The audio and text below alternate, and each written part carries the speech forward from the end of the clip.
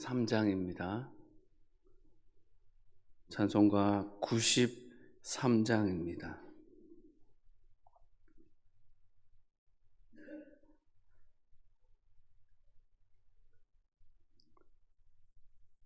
예수는 나의 힘이요 내 생명 되시니 구주 예수 또 나 살면 죄 중에 빠지니 눈물이 앞을 가리고 내 맘에 근심 쌓일 때 위로하고 힘 주시리 주 예수. 예수는 나의 힘이요 내 친구 되시니 큰 해를 강구하면 풍성히 받으리 햇빛과 비를 주시니 추수할 곡식 많도다 귀한 열매 주시느니 주 예수.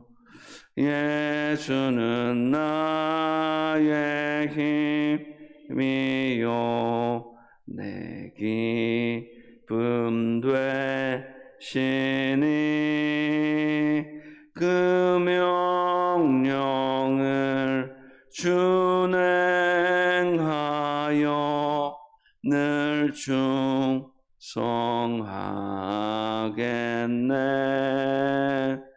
주야로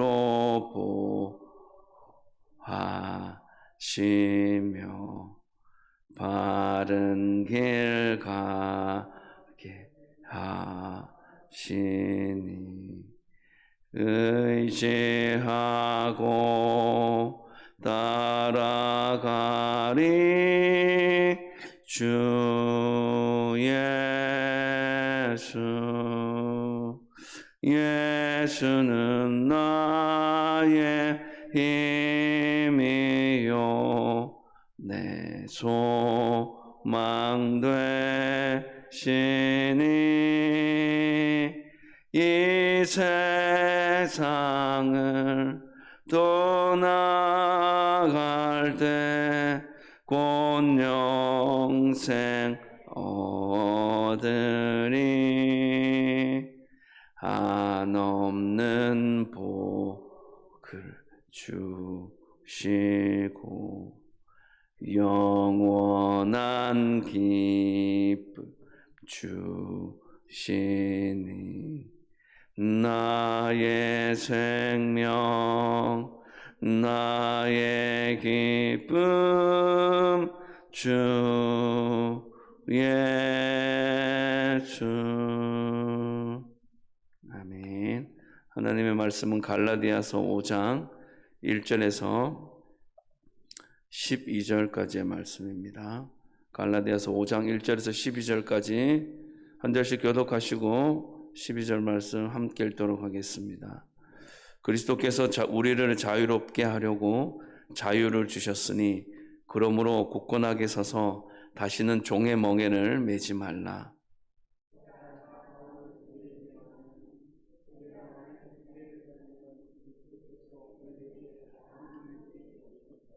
내가 할례를 받는 각 사람에게 다시 증언하노니 그는 율법 전체를 행할 의무를 가진 자라.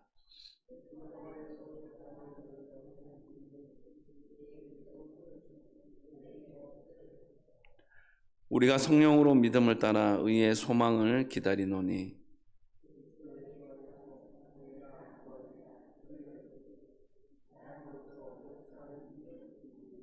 너희가 다름질을 잘하더니 누가 너희를 막아 진리를 순종하지 못하게 하더냐.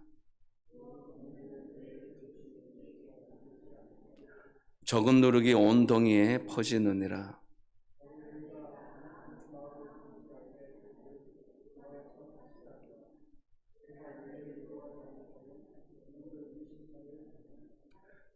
형제들아, 내가 지금까지 할례를 전한다면 어찌하여 지금까지 박해를 받으리요. 그리하였으면 십자가의 걸림돌이 제거되었으리니 너희를 어지럽게 하는 자들은 스스로 베어버리기를 원하노라. 아멘. 이 구원은 한마디로 얘기해서 우리를 영적으로 해방시키고 우리가 그분 안에서 참된 자유함을 누리는 것이다 말할 수가 있습니다. 오늘 본문에서 사도 바울이 얘기하고자 하는 핵심적인 부분들은 세상적인 것들에 뭔가를 갖추고 누리는 뭔가 잘 채워져 있으면 우리가 제대로 잘 살아갈 수 있다라는 그런 생각, 그런 세상적인 마음들을 내려놓고 오직 우리의 마음이 복음으로만 가득 채워지고 덮여진 채로 살아간다면 그것이 바로 주님이 기뻐하시는 모습입니다. 더 이상 율법적인 것들에 뭔가 보여지는 것들에 의식하고 그것에 매달리는 삶을 살아가지 않기를 바랍니다 라는 내용을 우리에게 도전해 주고 있는 본문의 말씀이다 라고 할 수 있는 것입니다. 내가 하고 싶은 대로 하는 것이 아니라 나를 지으신 그분의 뜻대로 행하는 삶, 순종하는 삶을 사는 것이 진정한 자유이자 종의 멍에를 벗어나는 길이 될 수 있다는 것을, 참된 자유함을 누리는 그런 믿음의 삶을 살아갈 수 있는 것이다라고 말씀하고 있습니다. 갈라디아서 5장 1절의 말씀 우리 함께 읽기를 원합니다. 그리스도께서 우리를 자유롭게 하려고 자유를 주셨으니 그러므로 굳건하게 서서 다시는 종의 멍에를 매지 말라. 이 1절에서 말씀에서 얘기하고 있는 것은 사도 바울이 이해하고 있는 복음에 대한 부분들을 그렇게 정리해서 말씀해 주는 표현이라고 할 수 있습니다. 예수님께서 우리를 참된 자유함 가운데로 인도하여 주시는데 왜 자꾸 율법적인 것들에 그런 바리새인들과 서기관들이 주장하는 그런 철저히 보여지는 것들에 어떤 세워진 기준 그것에 매여서 주님을 바라보지 못하고 그렇게 자꾸만 멍에를 지고 가는 종의 모습으로 살아가고 있습니까? 그런 모습은 좀 이제는 좀 제발 내려놓아야 되지 않겠습니까? 라고 우리에게 말씀하고 있습니다. 복음은 뭡니까? 복음은 바로 우리가 예수 그리스도를 통해서 세상의 모든 것으로부터 자유하는 것입니다. 세상에 우리를 얽어매고 있는 것들로부터 우리가 해방되는 것이 바로 복음이다라는 겁니다. 그래서 말씀을 전하는 것, 복음에 합당한 삶을 살기 위해서 애쓰는 것, 내 입술로 고백하고 있는 주님에 대해서 또 다른 사람에게 전하고 나누는 것, 그것만으로도 우리는 주님 안에서 참된 자유함을 누리고 해방된 기쁨을 맛보는 하나님의 자녀로 살아갈 수 있다라는 것을 주님은 우리에게 말씀해 주고 있는 것입니다. 사도 바울은 이제 예수님 안에 있으면 자유함을 누리게 되는데 왜 자꾸만 예전에 그렇게 스스로 줄을 매고 스스로 내 손을 묶는 것과 같은 그렇게 세상적인 함정에 빠져서 헤어나오지 못하고 있는 것입니까? 이제 그런 반복되어진 그런 굴레로부터 꼭 벗어났으면 좋겠습니다라는 당부의 말씀을 1절에서 하고 있는 것입니다. 1절의 말씀은 복음의 선포 그리고 그에 대한 단호한 응답의 요구로 구성되어 있다라고 할 수가 있습니다. 1절의 말씀을 다시 문장을 재구성해서 정리해 보면 이렇게 말씀할 수 있습니다. 예수 그리스도께서 저와 여러분들을 자유롭게 하셨습니다. 그러므로 굳건하게 서서 다시 이전에 살아가던 옛 습관대로 따라 살지 말고 종의 모습으로 살아가지 않고 참된 자유함과 기쁨을 누리는 삶을 살아갈 수 있기를 바랍니다. 라고 우리에게 말씀해 주고 있습니다. 2절에서 4절까지의 말씀입니다. 보라, 나 바울은 너에게 말하노니 너희가 만일 할례를 받으면 그리스도께서 너희에게 아무 유익이 없으리라. 내가 할례를 받는 각 사람에게 다시 증언하노니 그는 율법 전체를 행할 의무를 가진 자라. 율법 안에서 의롭다함을 얻으려 하는 너희는 그리스도에게서 끊어지고 은혜에서 떨어진 자로다. 이 세 절의 말씀을 통해 우리에게 말씀하는 것, 할례를 받는 것, 뭔가 율법을 지키려 하는 것, 그렇게 된다라고 한다면 예수 그리스도는 여러분에게 과연 어떠한 의미가 있으며 어떠한 여러분들의 삶의 자리 가운데서 중요도를 차지하고 있습니까? 라는 질문을 그렇게 직접적으로 표현하고 있는 것입니다. 다시 말해서 예수 그리스도 한 분만으로 충분한데 할례를 받아야지만 된다라는 생각, 율법을 지켜야지만 된다라는 그 생각은 바꿔 얘기하면 이런 것 같습니다. 난 주님 없이도 얼마든지 정해진 율법과 그 할례를 통해서 나는 참된 자유함과 기쁨을 누릴 수 있다고 생각합니다. 라는 말로 바꿀 수가 있는 것입니다. 어떻게 보면 괜찮은 표현이고 괜찮은 생각이고 맞는 것 같지만 주님을 믿는 하나님의 자녀로서는 올바른 생각이나 태도나 자세나 모습은 아니다라는 것입니다. 율법이 구원의 한 중요한 길이 될 수 있다, 방편이다 라고 그렇게 말한다면 그것은 잘못 생각하는 것입니다. 구원의 유일한 방편은 오직 예수 그리스도밖에 없습니다. 주님을 통해서만 우리는 구원의 확신을 가지고 복음에 합당한 삶을 살아갈 수 있기 때문에 그렇습니다. 그런데 이 당시에 성도들의 마음은 그렇지가 않았던 것 같습니다. 할례를 받아야지만 내가 제대로 된 유대인의 모습을 갖추게 될 것이고 그래야지만 구원에 대한 분명한 기준을 내 마음 가운데도 가질 수 있게 될 것 같다라는 마음을 가지고 자신들의 소견에 좋은 대로 그렇게 생각하고 판단하고 그렇게 나아가려고 하는 모습을 보고 사도 바울은 그렇게 생각해서는 안 됩니다. 여러분 분명히 기억해야 합니다. 구원의 유일한 길 되시고 우리를 참된 복음의 길로 인도하시는 분은 오직 예수님밖에 없기 때문에 그 예수님만 붙들고 의지하는 삶을 살아가는 것은 우리에게 너무나 필요하고 중요한 우리의 신앙의 고백이 되어져야 합니다라는 것을 우리에게 말씀으로 도전하고 있습니다.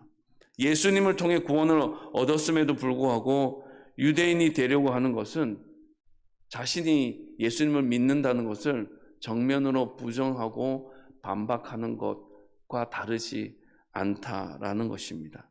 갈라디아 성도들이 예루살렘에서 온 유대인 교사들에게 그렇게 흔들리고 그들의 말에 그렇게 미혹된 가장 큰 이유는 다른 이유가 아닙니다.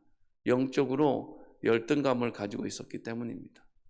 그런데 이런 생각은 그냥 자기 스스로 가지는 생각이자 마음일 뿐 크게 그닥 그렇게 중요하게 생각해서는 안 되는 부분인데 이걸 너무 크게 생각한 겁니다.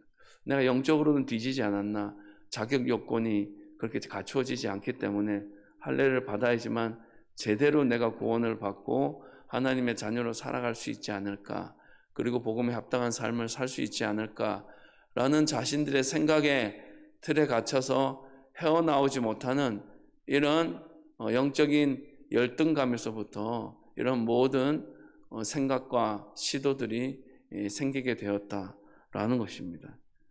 여러분, 하나님의 자녀로 살아가는 우리는 이렇게 하면 되겠지라는 그런 달콤한 유혹과 미혹에 흔들리지 않았으면 좋겠습니다.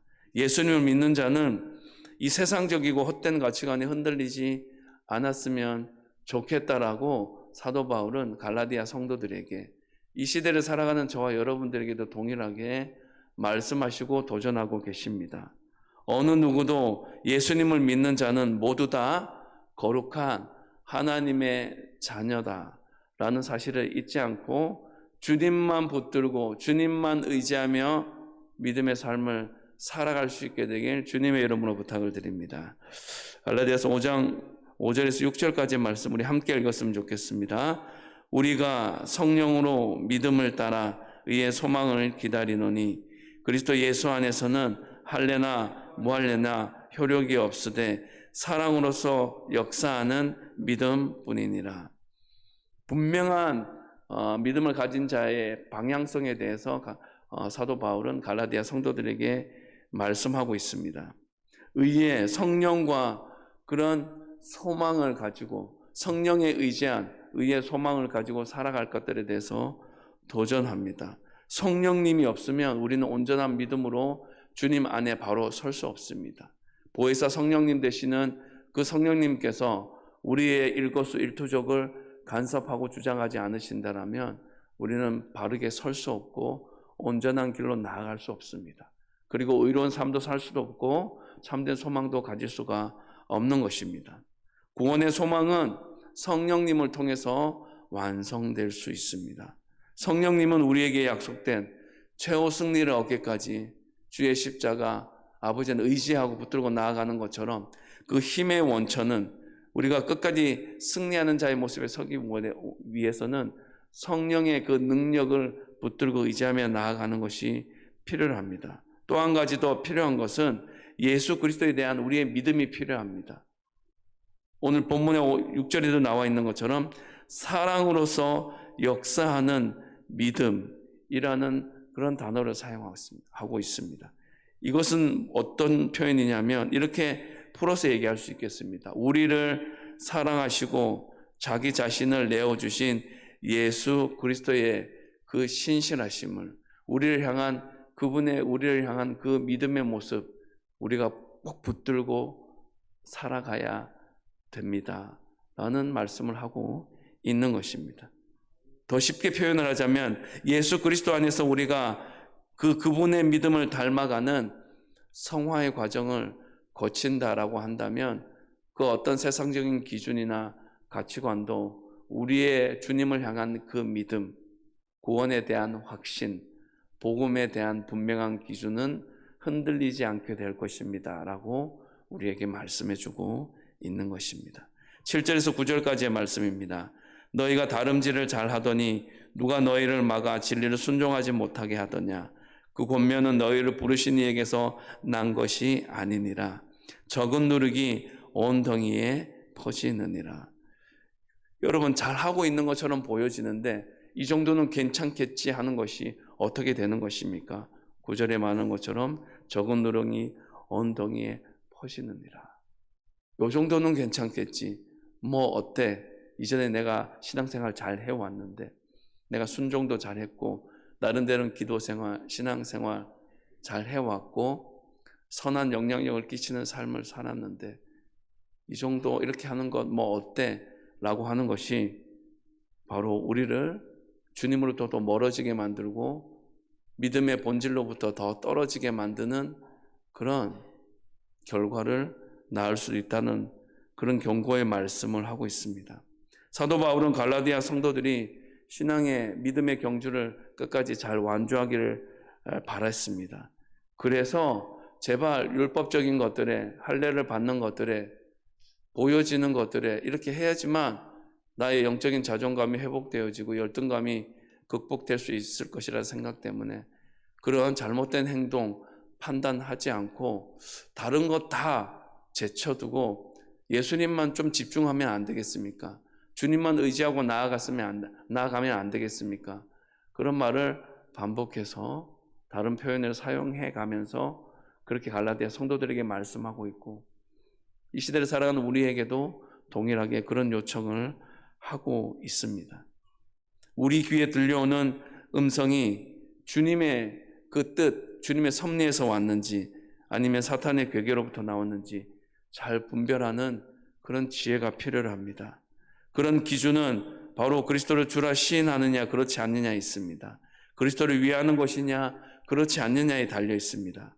이 기준을 가지고 주님의 선하시고 기뻐하시고 온전하신 뜻을 잘 분별할 수 있는 지혜가 저와 여러분들에게는 분명히 필요한 것입니다.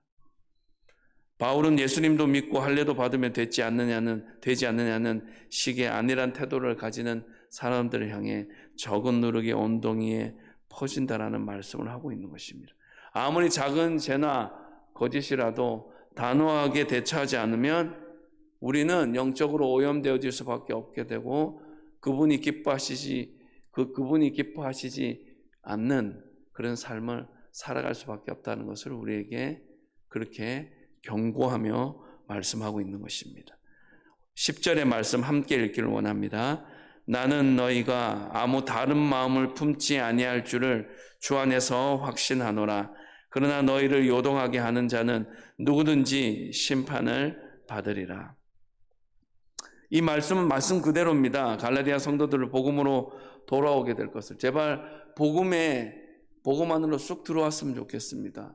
자꾸만 할례 받는 것, 그렇게 뭔가를 내가 해야지만 그 기준을 따라야지만 구원이 확신을 가지고 복음에 합당한 삶을 살아갈 수 있다라고 생각하는 그런 잘못된 생각에서 좀 벗어나시고 흔들리지 마시고 심판을 받지 마시고 오직 주님 앞에 꼭 붙들려 있는 믿음의 사람으로 살아갔으면 좋겠다 말씀하고 있습니다.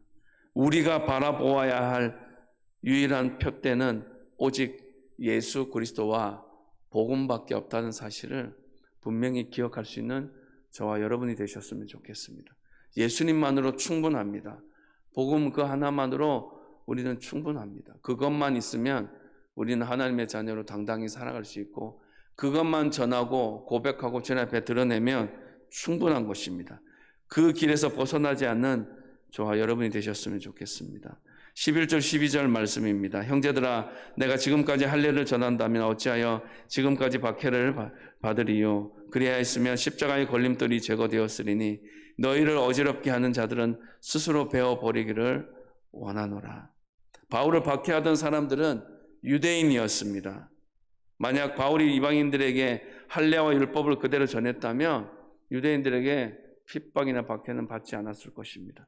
그런데 그게 바른 길이 아니라는 것을 알았기 때문에 굳이 그 길을 걸어감으로 말미암아 유대인들로부터 핍박을 받았고 방해를 받았고 그렇게 어려운 상황 가운데 놓이게 되었습니다.